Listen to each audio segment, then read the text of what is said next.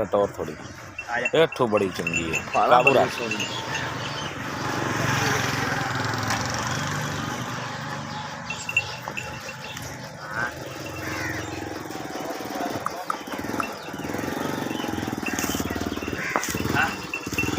और ला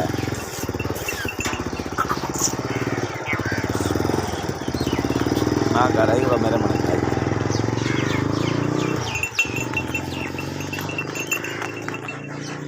छाड़ दो थोड़ी चल जा